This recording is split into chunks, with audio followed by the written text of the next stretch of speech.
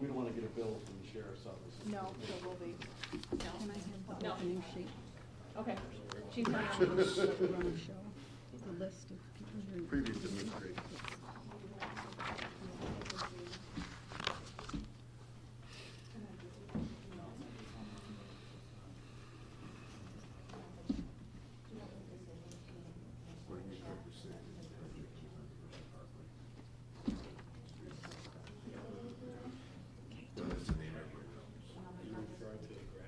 Pretty much $150. Even though that's where they made us shut up. It's cheaper than Lollapalooza. It wasn't church. Yeah, just a tax rate. No, actually, no, Lollapalooza pays for the side.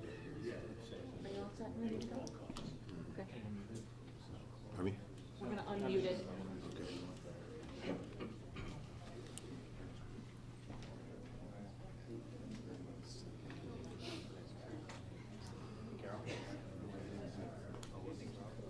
I just wanted to just chill on before we started.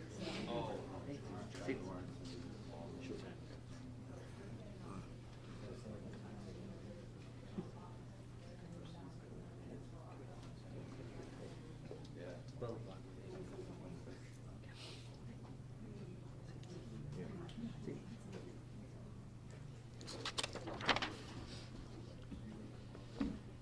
Oh, I'm sorry if that wasn't.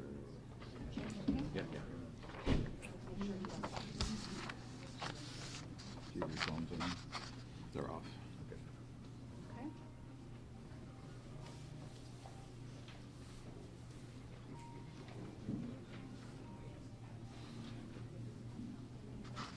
What's up, guys? A video from Mother Russia. Today we are fucking my pillow.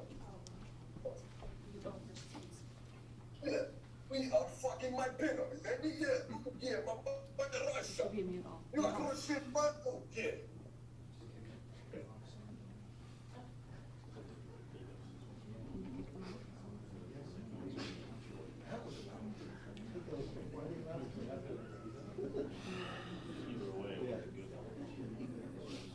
What to say?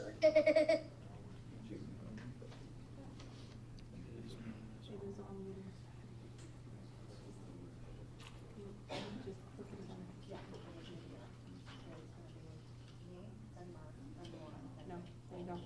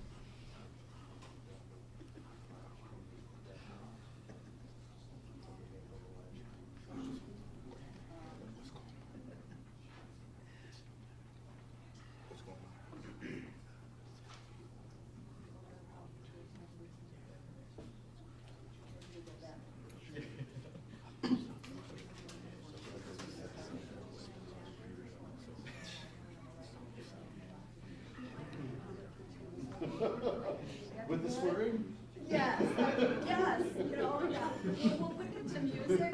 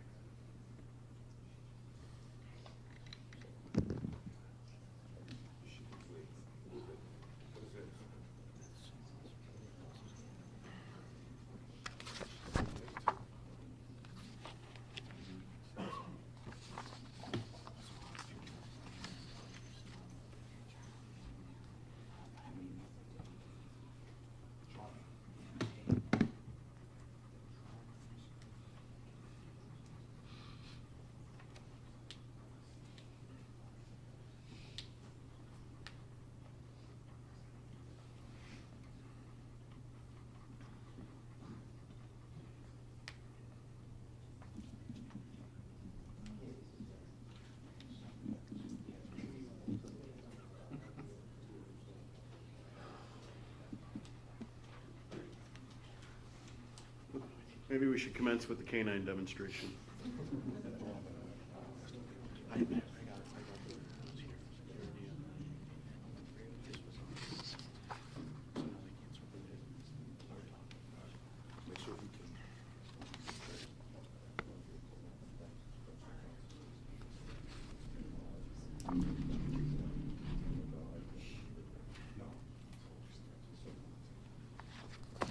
we good? Everybody good? Okay. Thank you, everyone, for coming this afternoon. This case is somewhat unique in that one of the carjackings occurred on Diversity Parkway in the heart of Chicago, and Jordan Henry, the offender, fled into Will County, and as one of the troopers astutely pointed out to him, that was his big mistake. That was on February 23rd of last year, and after his arrest, he was detained on a $1 million bond, and today, after his trial, judgment of conviction was entered on aggravated vehicular hijacking, armed robbery, attempt aggravated vehicular hijacking, aggravated unlawful possession of a stolen motor vehicle, unlawful possession of a weapon by a felon, and striking a police animal, and a sentence of 22 years in the state penitentiary was imposed. I'd like to just take a moment and introduce the people that made this all possible, and starting out with Trooper Kevin Kroll and this canine Hades.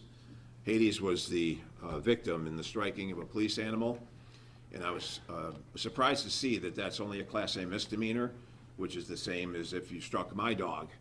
So I'm going to be going to Springfield hoping to enhance that particular offense to a Class 4 felony, which it should be.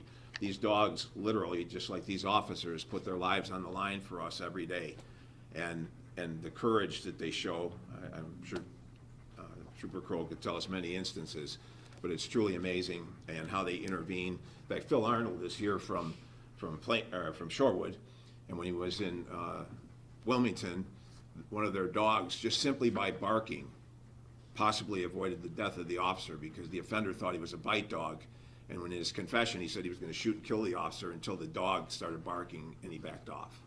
So that's just an absolute concrete example of what these dogs do. Captain David Keltner from the State Police, Trooper Alexander Giglio, Trooper Nicholas Whitbeck. These officers went above and beyond because there was a long chase that was involved here, and it's always a touch and go thing, but every time that they engage in a chase like that, they put their lives at risk. From the Chicago Police Department, we have Detective Oscar Valenzuela and Detective Spiro Galvis, and then of course Chief Phil Arnold from the Shorewood Police Department. As I said, the sentence was imposed by Judge Amy Bertani-Tomzak. She entered the guilty findings after a bench trial that was had before her. This was not a jury trial. I'd like to, just for a moment, show you a PowerPoint taking you through Jordan Henry's criminal history. And it starts in 2009, and it's really heavy until about 2017, and then there's like a 4-year gap before it picks up again. And it's kind of interesting if you look at the transitions that went on in Chicago and Cook County during those 4 years. I think you can put 2 and 2 together. So again, if we could start, I'm not going to read everything on there. If you just take a look at the various crimes starting on April 1st, 2009, he's having continuous contact with law enforcement.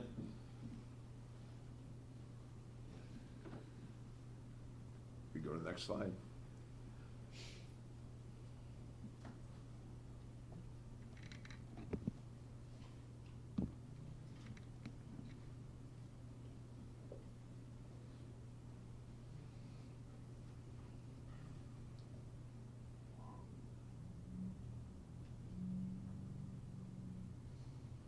Again, continuing contact up and through July of 2017. We could have the next slide.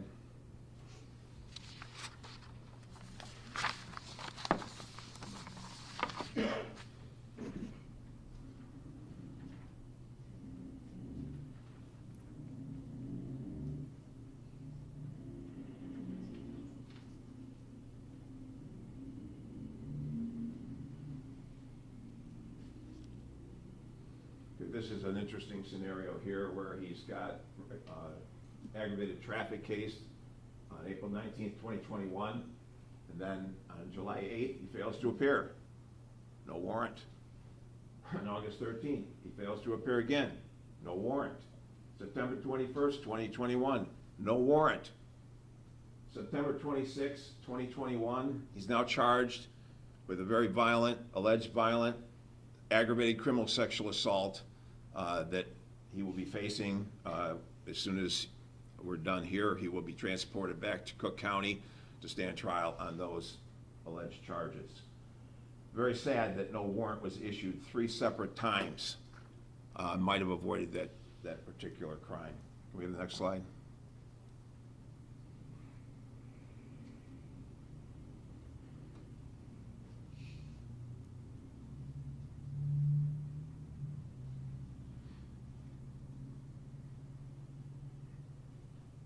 Now again, we have him on January 26, 2022, caught with a stolen vehicle, and then he's posted $1,000 on a 10,000 bond. And when you look at his criminal history, obviously that is an incredibly low bail for someone who has exhibited that level of dangerousness. Obviously, he then commits this crime just 13 days after he posts $1,000. And the case that we're dealing with here involved Tory Kosick, who was walking to his car. He's a young man. As he goes to get in his car, suddenly Jordan Henry shoves a gun in his face and announces that he's going to take his car. Fortunately for Tory, he had his keys, his key fob in his pants pocket, and he took off. And Jordan's not very smart, I guess. Like, you can't take today's cars without a fob, so he gets in, he can't start the car. But Tory's phone is on the seat, so he grabs it, and that's one of the crimes that he was convicted of. About a half hour later, he finds Goldman Scott, who's an Uber driver, 69-year-old man, gets a gun in his face. And I want to stress the gun in the face, because I've never had that happen to me, and I know that if you're around a gun owner, they always make sure they never point the gun at you. They always show you that it's empty before they display it to you. To have a gun pointed in your face in Chicago during this tumultuous time, God only knows what the psychological damage can be and how long that'll stay with you. How many times you're going to wake up in the middle of the night in a cold sweat. That kind of violence has got to be addressed hard and fast. And I think that what we demonstrated here in Will County is how the law that's on the books right now can be used fairly and effectively and stop violent crime. After the second carjacking, obviously, the state police did an excellent job of picking up his car on one of the interstates, and then the pursuit began. And he fled in all different directions, and again, the dumbest thing he did was get on I-55 South. And Chief Arnold is getting to be quite an expert with the tax strips. This is the second offender we've caught recently where they're able to force him off onto an off-ramp, and the tires are flattened, and then the foot pursuit begins. Now, in this case, he ran into a real marshy area with really tall reeds and a few feet of water, and Hades pursued him and got him. And then he punched Hades, and that's why he was convicted of punching Hades. And again, I promise you, I'm going to get this raised to a Class 4 felony. I've got the League of Extraordinary Canines here. We're very partial to dogs. So again, this is a case where the $1 million bail was absolutely appropriate. Now, I just want to throw in a quick comment about the bail reform that's going on in our country today. And we don't oppose it. Prosecutors don't oppose that. But for violent criminals, if we're going to have a substitution for that, we have to have something solid where we can be guaranteed that the offender is going to be incarcerated until trial. The protection of the public is paramount for our office, and it's something that we can't waver on. And hopefully we're going to be working through all these different legal issues that we're facing in our criminal justice system and come up with the right result. But I just want to point out also, there was the attitude of this offender throughout this case, the arrogance, the total disrespect for the system. It started right off the bat when he's placed in an ambulance. So right off the bat, the police are treating him with respect. He appears to be injured, so they call an ambulance. They put him in the ambulance. And fortunately, Trooper Uribe was with him. And in the ambulance, he tells Trooper Uribe, don't worry about it. I've done this before. I'll be out by Sunday. And this was a Wednesday. So what kind of a cavalier attitude is this? With this criminal history and what he's just done, and he thinks he's in Cook County, he's going to be out by Sunday. Not a chance. Not a chance. Again, this Trooper Uribe has a sense of humor, because his response to all of this was, you made a big mistake coming to Will County. The next incident happened at the hospital, and Trooper Giglio was with the offender, and he kept giving fake names. He refused to give his actual name. And then the TV was on, and Jordan Henry remarks, he was so excited that he made the news. He was just all revved up that his crime was being reported on the news. That's his idea of fame. Obviously, that's a very sick mentality, and the bail and the prosecution here reflect the necessity for that. Lastly, there was a jail call that was retrieved where he's, I don't know, I'm not certain who he was talking to, but he says, he's bragging about his incident. He says, it was pretty epic. I thought that I made the news. They told me that I had made the news. I was psyched about that. Again, just showing an absolute disregard and cavalier attitude towards that. And I just want to point out that, you know, in Cook County, and again, I'm looking at statistics here where they in 2017, they switched from incarceration and bail to monitoring. And murderers in 2016, there were 16 on monitors. In 2022, there was 114. Felons in possession of a gun went from 62 to 378. Armed violence from 6 to 34. Sex crimes 45 to 172. Aggravated gun possession from 164 to 597. Now, they'll tell you there isn't a lot of evidence about these individuals reoffending. Well, they can't say that because the reported crimes have dropped from 31% in 2005 to 12% as far as, reported crimes have dropped from 31% in 2005 to 12% in 2021. And as far as the index crimes like homicide, sex assault, and robbery, it's only 6%. So if you're only getting notified of or making arrests in those kind of cases, you've got 80-some% of the offenders out there, you don't even know who they are. So how in the world can you say that the people that are on ankle bracelets, I'm not saying that's proof that they did it, but you have and you've got all these increased numbers of crimes and you don't know who did it. And yet you've got all these people with the capability of doing it by being on an ankle bracelet.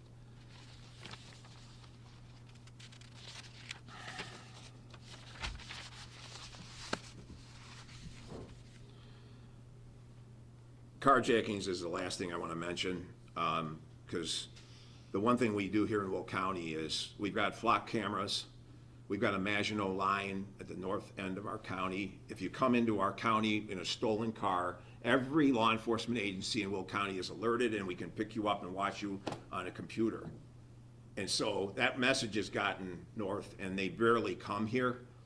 This guy, Jordan Henry, didn't come here voluntarily. He got chased here.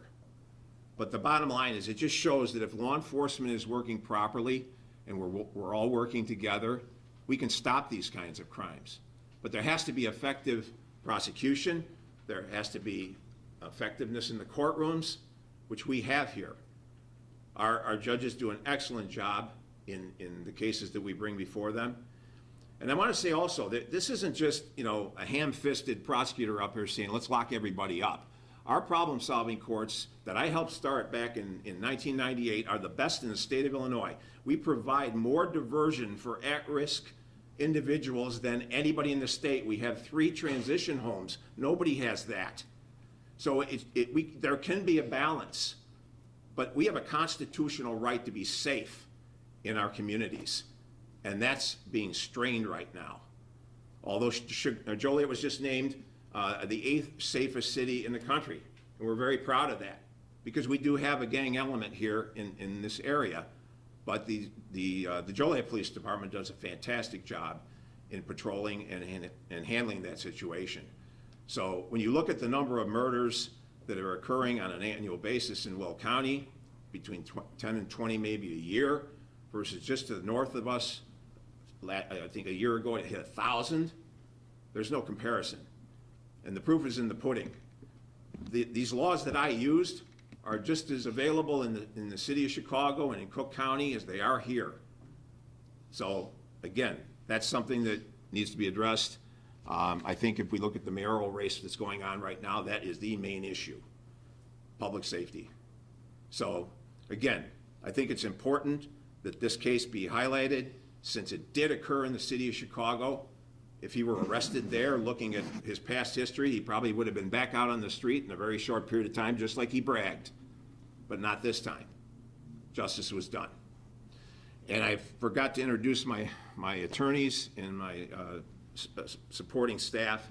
Danette Pastards is our victim services counselor, and time again, I get reports about her work and what a fantastic job she does in working with the victims of crime. And then Lauren Sanko, who is one of our newer attorneys, right out of the bat, she's won a couple of trials that, you know, kind of raised our eyebrows. And Mark Schlifka, whose father is the first assistant in Kendall County.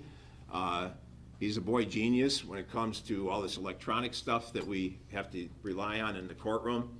And you know, our chief prosecutor, Chris Vukmir, who has been with the office for how long? 16 years. 16 years. And this lady can really handle a case and does it incredibly well, continuously, and is a great teacher to the younger attorneys. So we have very talented people here in Will County, and they're dedicated, and they don't work 9 to 5, whatever is necessary, they're here and they're getting it done. So at this point, be glad to answer questions if anybody has any. And I was told with this electronic stuff that if you're watching it on Zoom, you have to do something to ask a question. Yeah, if you just yell it won't work. Could you talk about the collaboration, the law enforcement collaboration that went into this? Because this touched on, as you mentioned, Yes. numerous interstates, counties, cities. Just make sure you're talking to the mic. Yes. And make sure, Yes. and just talk about that collaboration and how, Right. you know, Right. what that meant to this. Yep. Yeah, we work the state police are part of our major crimes task force, as well as all of the other departments in the county. The cooperation between agencies has never been better. I started as state's attorney in 1992, and we had some dinosaurs in the system, let me just say, to be kind. Right now, we've got people that are totally committed. They're all willing to act against their own self-interest for the public good. We just don't see that anymore. And that's absolutely mandatory for someone in our position. We can't worry about what somebody might say about us. And we have to be able to do things that are very difficult sometimes, and the public might not think it's the right thing, but we know it is, and in the long run, hopefully it'll work out that way. But the state police, what they did here, I mean, you know, there's a real stigma with car chases, so they have to be careful. And they don't just recklessly do these chases. They try to control them. If they get out of hand, they back off. This one, fortunately, they were able to stay with him all the way down to Shorewood. And as I said, Chief Arnold is the expert with the tax strips. And he just said, hey, we're running out of them, Jim. Can you help us buy some more? And I will. That's one of the things, you know, the drug forfeiture money that we get in the state's attorney's office, I don't just let it sit in the bank account. I use it. I plow it back into the system. We bought transport vehicles for at-risk agencies. We're buying canines for the different departments to, fight the fentanyl battle. And I'll certainly talk to you about some tax strips. And he also has got some of the flock cameras. I've offered to buy flock cameras for the different departments, urging local businesses to match them with me. That way we double our effectiveness. But the number of cases that we've solved because of the flock cameras, I know in Joliet there's 2 or 3 murder cases, we wouldn't even have a suspect, and yet we have a solid case against an offender because of the flock camera giving us that information right after the crime is committed. Not to mention, as I said, it's a huge deterrent. We're not seeing carjackers come here. I mean, Jordan Henry didn't come here to carjack, he was running away. He just ran in the wrong direction. But again, all of the departments that we work with in Will County, there's never anybody that says, I'm too busy or I can't do that. And I think part of it, because we have the Major Crimes Task Force, we have a symbiotic relationship. Whenever there's a murder, especially in one of the smaller towns that they can't handle it, the whole county comes and helps. It doesn't get any better than that. And we're also willing to help outside of Will County. There's the ILEAS program with the police departments. And so that's a level of cooperation we've never seen before, where they're going, many counties are joining in on one effective SWAT team. And obviously the prosecutors in those counties would team up with them also. Keep going. Pardon me? When, for Illinois State Police, was it a camera, an ISP camera that captured it, or was it a trooper that spotted the car when it was running along the interstates?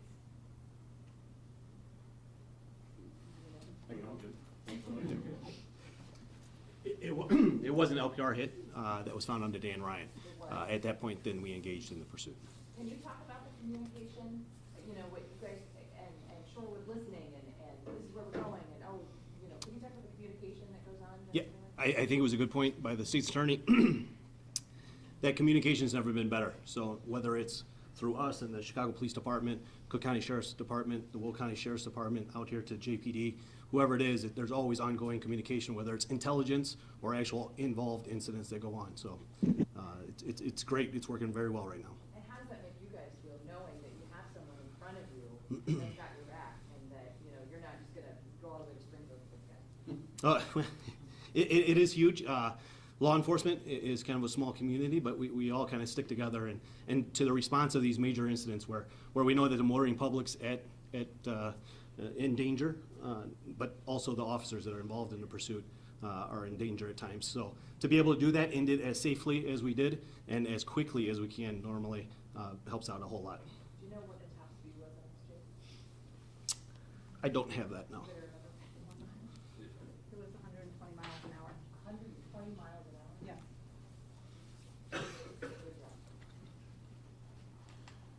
You mentioned the one thing that's great is that state police could call Shorewood, and they're getting a reputation for, being able to get the car off the interstate on an off-ramp and flatten the tires.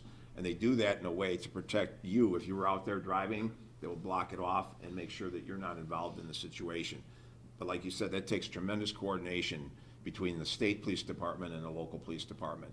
But it's symbiotic, and I think you're gonna probably have more. Got 2 more. Could you just talk about why he is charged here instead of being in Cook County? Okay, well, obviously, part of the crime was still being committed here. He's in possession of the stolen vehicle. Also, he has not made a complete escape from his crime in Chicago, so the crime isn't complete. There's a number of legal theories. There was a hearing. He tried like heck to get it transferred back to Chicago, and we fought it, and we prevailed because the law says that it can be tried here. So that it was not helpful to him. And then just lastly, talk about how dangerous this day was, how dangerous he is, and now he's locked up. Well, again, as I stressed before, I can't even imagine getting into my car and having a gun pointed at my face and threats being made against me that if I don't get out, boom. I mean, that's just, everybody's different. There's all kinds of different personalities among us, and some people are stressed out more than others. It could literally ruin a person's life. They might need psychiatric treatment. But again, there's also that you point a gun at somebody, you can accidentally fire that gun.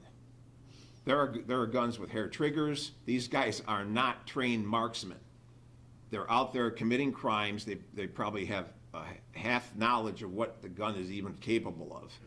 And guns, if they're handled properly, if they're stored properly, they're not the least bit dangerous. All of our problems in our society today, unsafe gun ownership is the bottom line. You know, when you see these children that get access to a gun, that's not the gun's fault, that's the owner's fault, and that person should be prosecuted. And that's why we dropped the ball there in not being more aggressive and having really serious penalties. If you allow your child to get a gun, you get charged as a principal. Well, that'll catch people's eye, and then they'll start locking their guns up. And the materials to keep them safe are not expensive. And I'm getting off on a tangent here, but again, this was a very dangerous situation. This is an armed offender, and again, that when the dog gave chase, we've had situations where the dog is shot, okay, as he's fleeing. Now, he fled into a very marshy area, and the weapon was not recovered. And so it was literally almost an impossible area to try to search. And so that was a fortunate thing. So the dog wasn't harmed. The punch, any aftermath? Can you actually provide a narrative of once you deployed Hades, what occurred, a little bit more detailed than the state's attorney gave? To the mic. Seats. Pretty much just, once the dog was deployed, Hades gave chase, and when he apprehended the subject on his arm, the subject started punching Hades. And that's when Hades regripped, and then the other troopers came, and we all were able to take him into custody.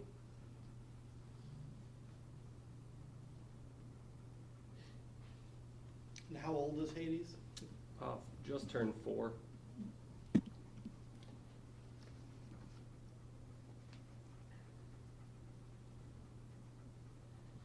You know, the deterrent effect too that these dogs play for the officers is truly amazing.